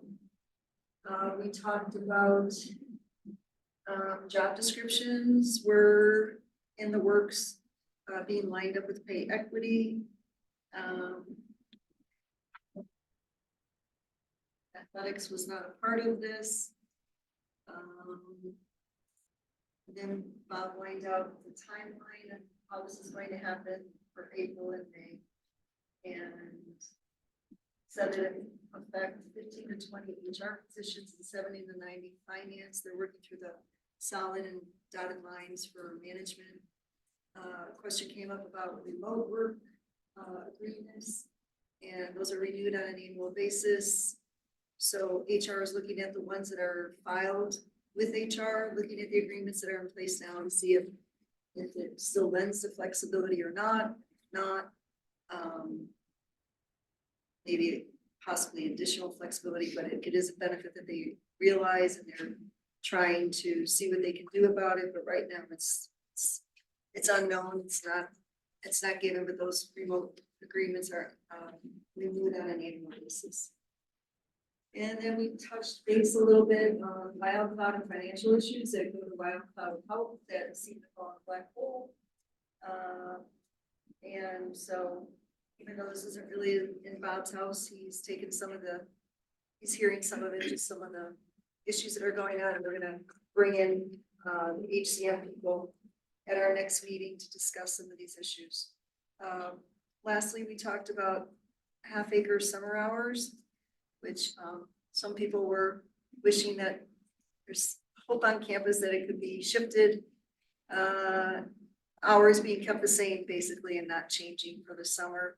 And there were some creative thoughts that we just began to talk about, but there's been some constituents that brought it up and wanted to see if that could be changed. So we might potentially be having just a small meeting with Pat Moran to see if he's could entertain any of these ideas that we come up with. That's pretty much it. Now, if I may chime in, Campus Rec Cat again for that. I'm sure for the record, Pat would be more than willing to have another meeting. I know he had one in fall, is that correct? December. Thank you, December, fall semester. So just again, working at Campus Rec, it's housed in, so for some of the reasons why our hours shift in the summer, it's housed in the Division of Student Affairs. And so we are only allowed to hire student employees for the workers. And as a result, with summer, we have to dial back our hours, otherwise risk of spreading what few students we have too thin. And so our hours do usually reflect it. Now, I'm not saying don't meet, but you're welcome to. So I wanted just to share that with everyone on people asking why they do fluctuate. I know it can be difficult, but it is something we have to factor in on what our capacity, our bandwidth is for our student employees and the students. So that's kind of why the hours fluctuate. If anyone, I'm happy to answer any Campus Rec questions right now, if anyone would like to ask. I mean, just for the summer hours, I know they only open Monday to Friday during the workday. I think from somebody running a summer camp, I would love to have some evening hours, So if that makes sense. typically, 7 a.m. to 7 p.m., like you said, Monday through Friday in the summer. And I believe that'll start Monday, May 13th. We'll make sure our hours are updated on our website and social media, all that stuff. We do sometimes have summer camps, and if you're looking at reservations, I would reach out to my supervisor, Sarah Lou, regarding Yeah, facility reservations. we do request additional evening, but you have to pay extra being able to extend hours.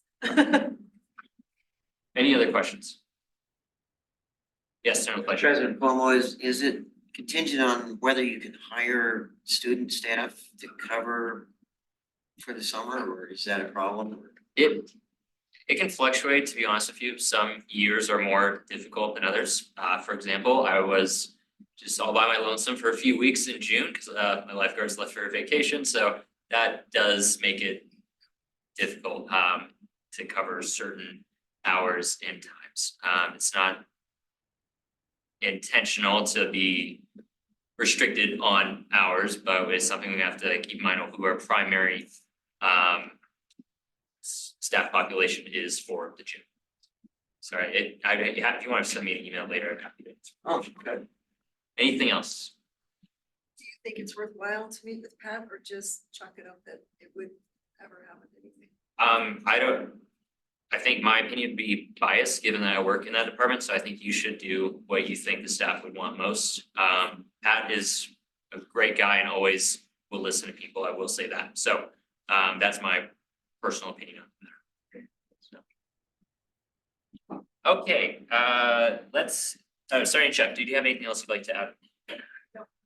Okay, moving on to Governments Committee, Senator Hand. Okay, I will try to be quick, but the most important thing is that we have worked really hard. We've spent a lot of hours creating a new districting model for fiscal year 25. And I sent it to all of you senators, so you're welcome to take a look. I would say that I'm open to suggestions, but probably not, because honestly, we had to do, so isn't that true? Senator LaFleche was on my committee, and there were a lot of little things we had to do to keep it within 15 constituents per To follow area, bylaws. to Yeah. follow the bylaws. And then what we did was, let me just tell you a few idiosyncrasies. We have now, in foundation, we have 2 districts. And there may have been 2 districts before, but those are based on position name. So we have different position names for one district and other position names for another. So that's a idiosyncrasy. And the second one is within custodians. We've divided them out over, I think, 5 different districts. Yeah, And it's 5. and so we've decided if your last name is A through C, you're in this district, et cetera. So what that will do is allow for our custodial staff to be, they're still within operations. But if we have a senator in operations in, let's say, the plumbing or something, they might be covering custodians in that way as well. And I think that's gonna be a beautiful partnership because then we can get some mixtures. Rather than have a bunch of vacancies in our custodial districts. So those are the 2 major things. Of course, the other big difference is now you will see administrative staff and contract employees. They affected especially athletics because all our contract employees are in athletics. So that one grew a lot.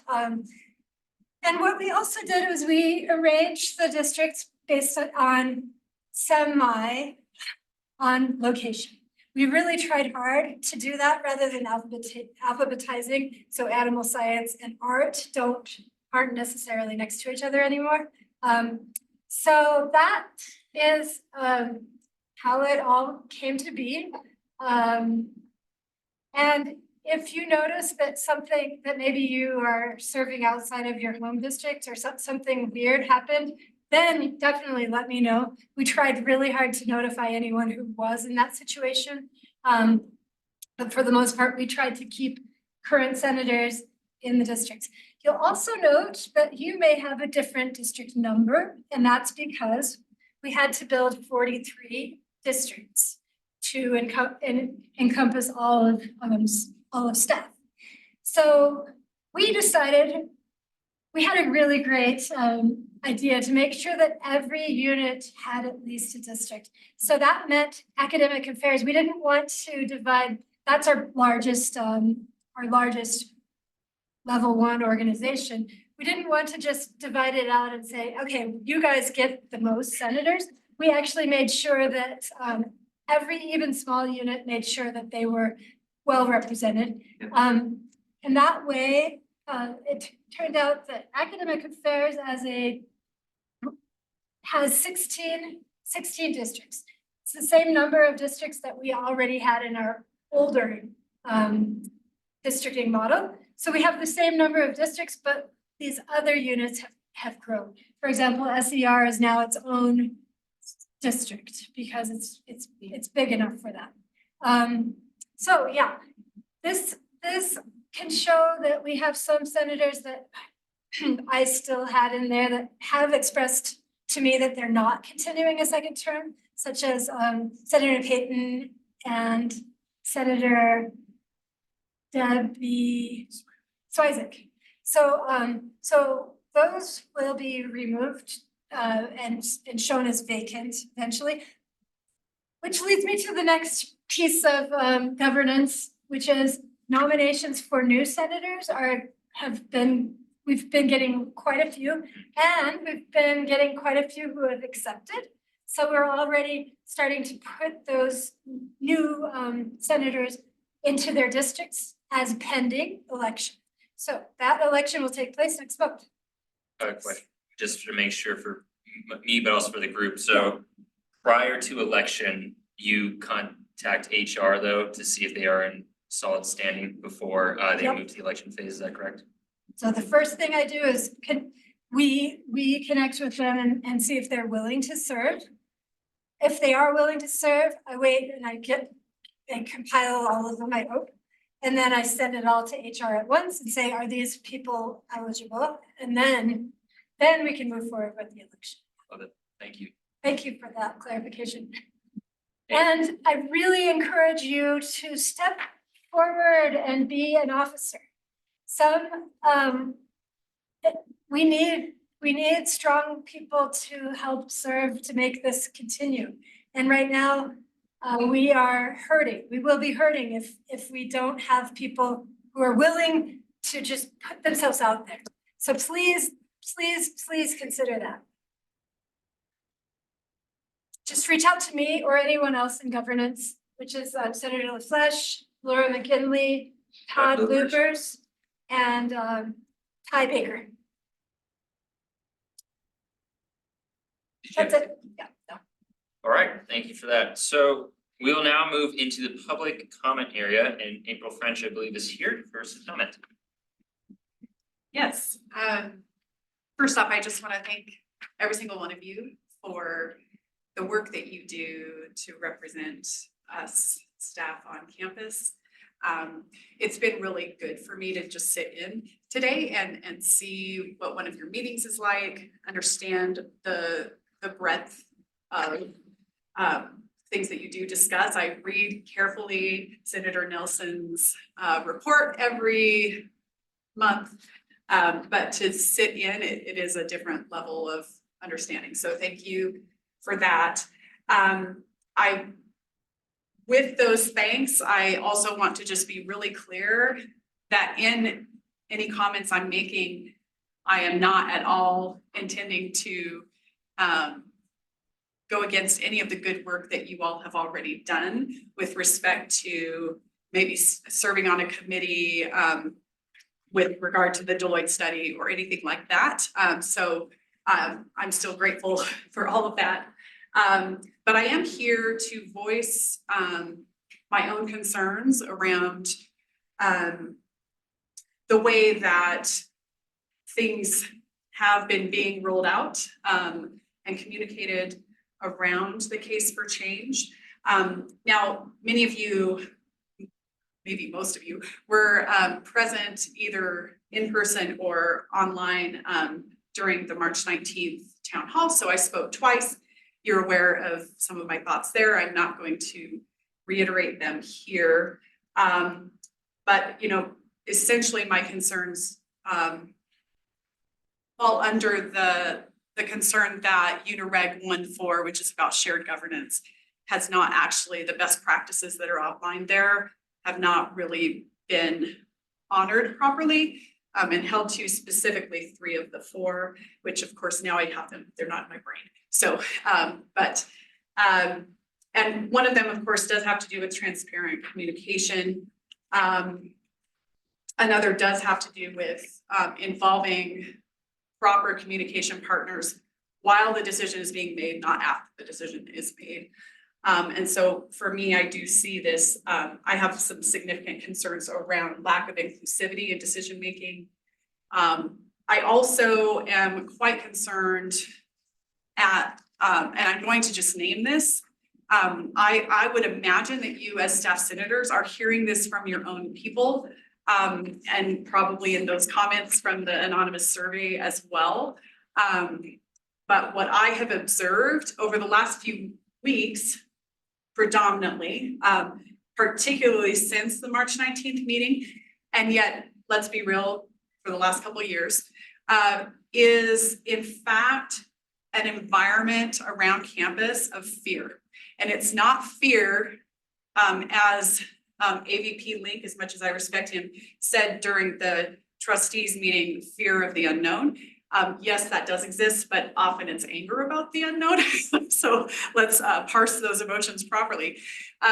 Instead, it is actually fear that if someone speaks out against what is going on, they will lose their job or suddenly hit their glass ceiling and not be allowed to move up in their careers. I am standing against that fear because I think our voices matter. Not everyone knows me here, but I do have a PhD in history. I'm a historian of dissent among marginalized communities. And I say, let's use our voices of dissent, right?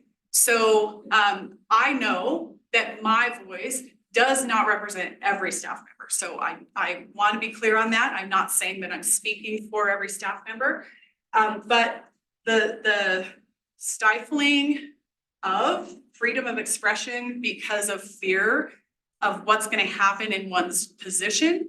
This is not only among staff, and let's be real, some of these staff positions that are going to be directly affected, but I agree with Shelley that everyone's going to be affected.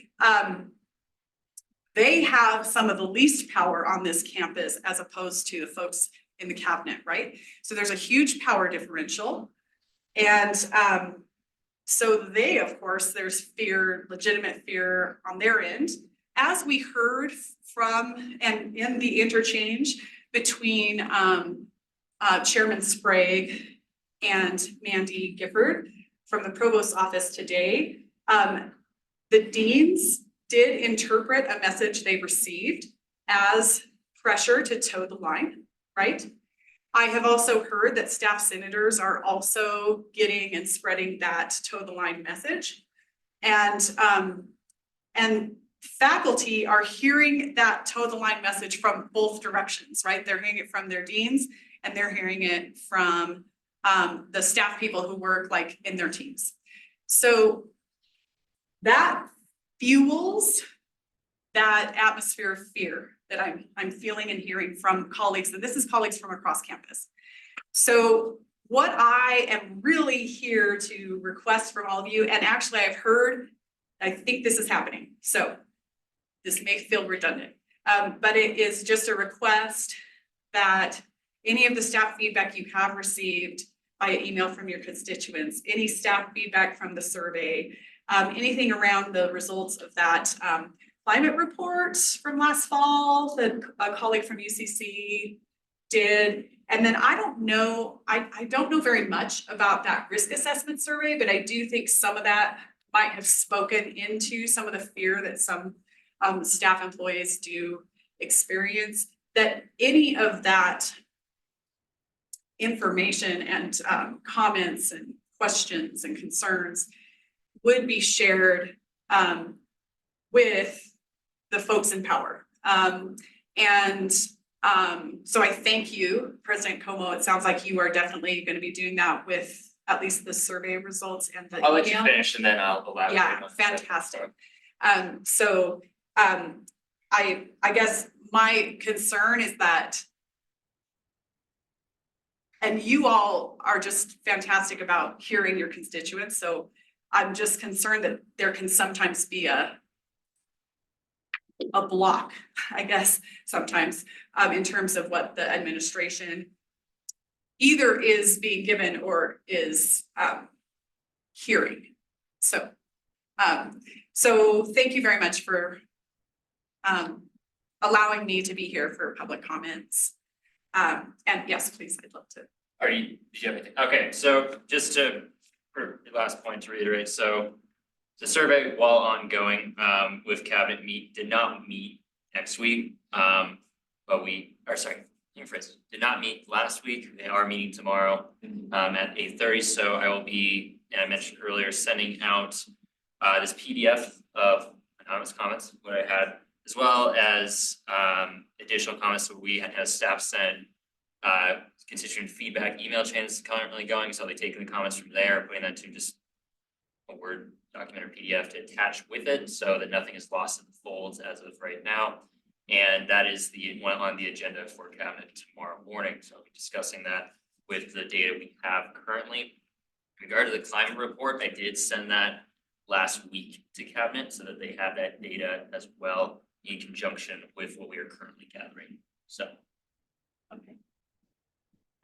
Could I ask, and is the Board of Trustees going to see this as well, or a compilation somehow? Which ones was it? Any of the feedback? Rosemarie is on cabinet, Right, so okay, she is that's the correct. liaison.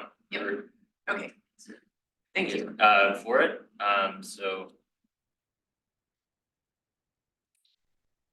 President Como, I'd be happy to take that data and examine it for trends and sort of put it into like some statistical, so that it might be easier for if you need that, if you would like that. I think that'd be good when the survey is fully complete, that way you don't have to do it twice. Yeah, but it does seem like if you're presenting it to cabinet, it would be nice to have that. It would be nice to provide that data. I mean, you know what I mean? If we're gonna complete it after we present it to cabinet. To me, it seems like the timing to make it as easy to digest would be now.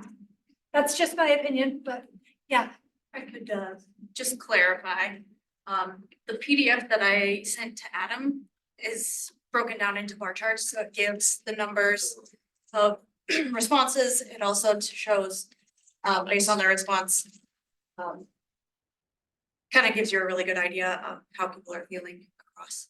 Okay, so, but I mean, like, as far as the comments, have they been looked at for qualitative data to say, I mean, the comments itself, that's the hardest part. The thing, what's the thing on this qualitative data? Yeah. Is that what you mean? The qualitative data, and that's gonna be something that would just help them say, okay, this is where the positive comments begin, this is where the negative comments begin, to kind of pull them apart, because I know, I know it's hard, but I'd be happy to work on that if you want.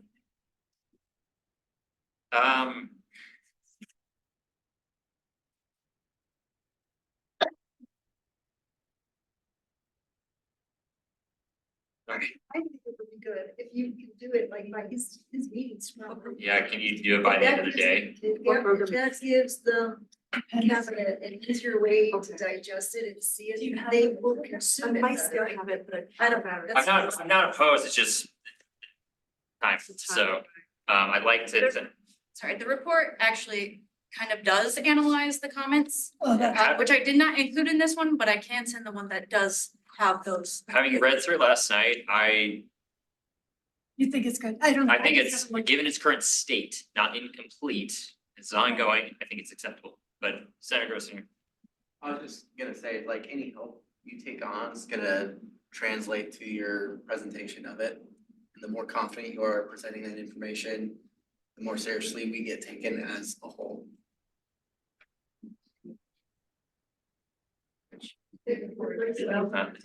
That's a basic, very basic, simple report, so I can send the full report with the, Breakdowns. yes, the analysis.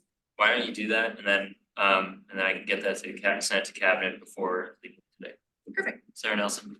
I would just like to respond to April's comments. Thank you for coming. We really appreciate your time. It's always great to have a staff member come to staff senate meetings in person and actually speak, because you're right, there is so much more that goes on during the staff senate meetings than we're ever able to capture fully in a one-page report that's just supposed to be able to be read in 5 minutes to get an update. I did want to respond to one of your comments that staff senators have been asked to toe the line in regards to the case of change. And I just wanted to let you know that I personally have never been told that, nor have I ever felt that. In fact, I've been very outspoken with it from the very beginning. I've worked through various groups, working groups with it. So maybe, And you know, people, maybe my voice has not been heard during the right, staff that senate. there's hearsay going on, right? But I just want you Yeah. to know that I have never heard anybody come into staff senate and tell me in particular, or us as a whole, that we need to toe the line and do what we, and follow suit. What I truly believe is that you make more resolutions and more things are resolved if you work together, rather than if you argue and fight against administration. So although it may come across as maybe what is seen in the public is that we are talking and having conversations, those conversations aren't always in total agreement. But it's not fighting and calling each other names at the same time. Sure. So I think there's a difference. If you wanna resolve conflict, you don't get there by throwing punches.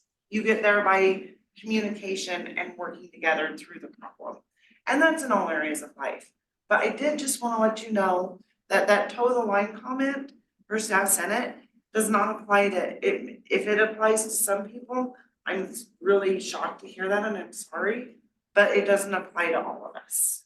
Great, that's wonderful to know, and I'll just reply to you and qualify some of my statements in the fact that I'm not saying, let's go knock them out, except for those of us who, so I see myself as quite a highly engaged staff member, so I read every single thing that comes through my inbox from go to woe, right? And I'm looking for things, and I've been really watching closely the Deloitte stuff, is whatever comes through my inbox. And I did not even have a hint that there was going to be a reorganization of reporting lines and responsibilities for a significant portion of our staff until really very recently. And so the challenge that like a person like me faces, which I'm going to say, you know, these are my colleagues who are most directly affected. Again, we're all affected, but the challenge that folks like me are facing is that we've been asking whether staff, in addition to staff senate, would be invited into the conversation before now. And we've been told there were focus groups, and we've been told the staff senate president is on this committee. And I'm like, okay, that's great.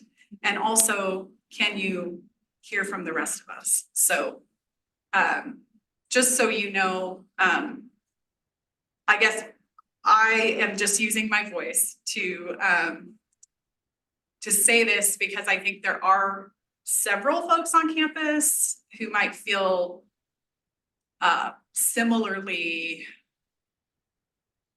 I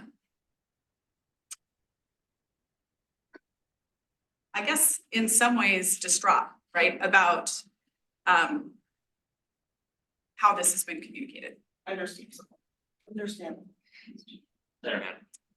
I want to express, April, that staff senate was also, I think, taken aback by it. Yeah, which A lot I of watched. senators are still trying to grapple with it and understand it. So we were not necessarily, well, I think the communication problem stems, this is again, my opinion, but I think it stems from HR. Because I think they should have done a better job communicating this, but that again is my opinion. Yeah. And staff senate, as soon as we discovered this, tried very hard to bring everyone. So again, I'll clarify that I've watched those meetings that you all had with AVP Link. And I'm so grateful for the voices that you are using. And yes, it's definitely HR and upper admin, I would say. There's been a communication breakdown and now it feels like it's being forced on us. And you all have had maybe a little more time than some other folks that are kind of, I mean, there were supervisors, Molly's supervisor did not find out until March 19th that this was even happening, right? So that's too late, you know, yeah. And so I'm just coming here as someone that you do represent to thank you for your work and also thank you for this platform. So. Do we have any other comments or questions for April? Any on Zoom? April, thank you very much for coming and utilizing public comment. We appreciate you joining. And again, if you are ever interested, we have nominations for staff senate here in Leominster. So Yes. I don't know, sorry, Molly, I just wanted to really end the meeting on that note. Good job. All right, with that, I move to adjourn this meeting of staff senate. Second, do I have any discussion? Any discussion? Seeing none. All in favor of adjournment, please indicate by saying aye. Aye. Any opposed, please indicate by saying nay. Meeting adjourned at 3:21 PM. Thank you, everyone. You know, my so.